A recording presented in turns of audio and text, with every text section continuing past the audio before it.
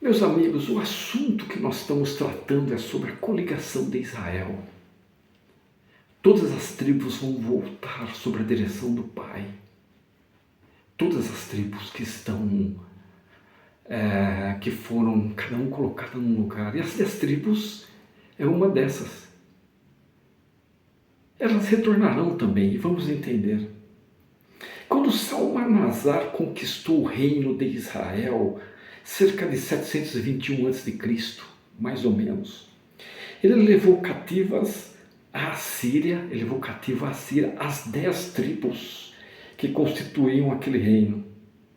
Dali elas foram conduzidas às terras do norte e passaram a ser chamadas de tribos perdidas. Por que tribos perdidas? Porque estão perdidas para o conhecimento do restante da humanidade, como está em 1 Nefe 22, 4. 1 Nefe, no livro de Mormon, 22, 4. Não temos a menor ideia sobre a localização ou condição em que vive aquela parte das 10 tribos que seguiu para as terras do norte. Esdras, o autor dos livros apócrifos, nos dá a seguinte versão da maneira como fugiram da Síria. Estas são as 10 tribos, Esdras fala.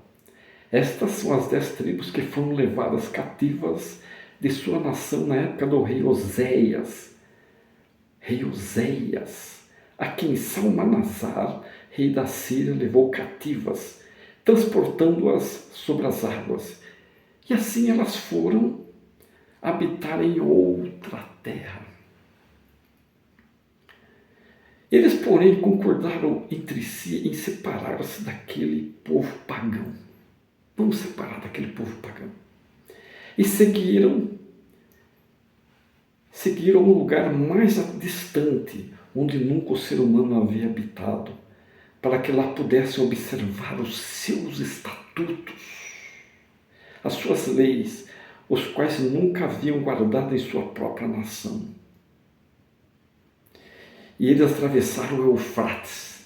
De acordo com Esdras, pela passagem mais estreita do rio, o Eufrates pela passagem mais estreita do rio, pois o Altíssimo lhes mostrou sinais e deteve as águas para que a cruzassem, pois muito tinham que viajar por aquele país, mesmo 1 ano e meio.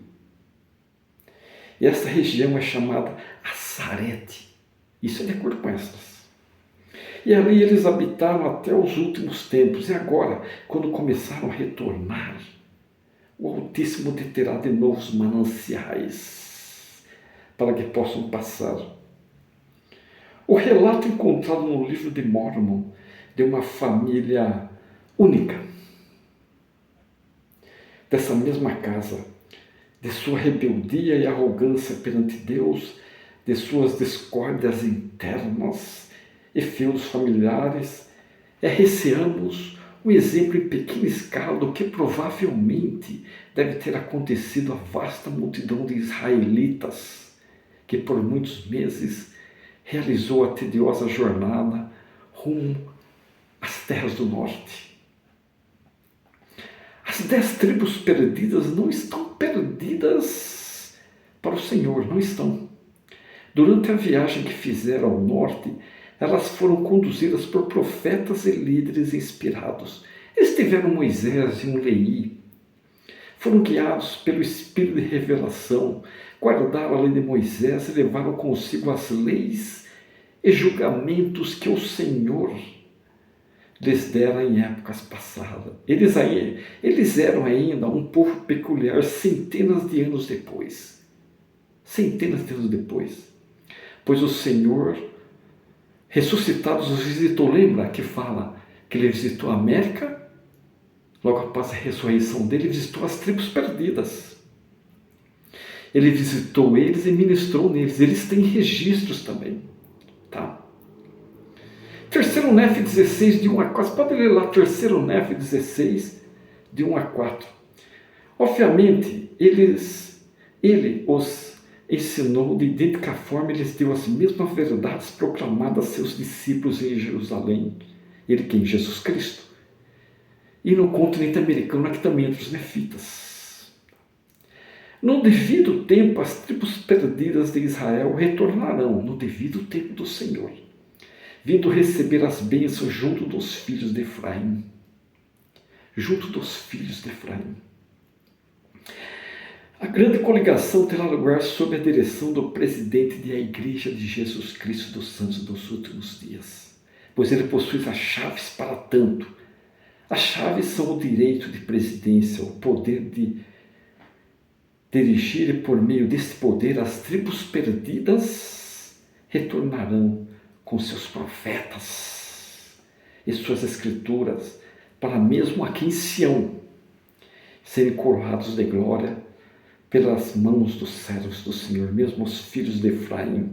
Está na seção 133, do 26 a 35.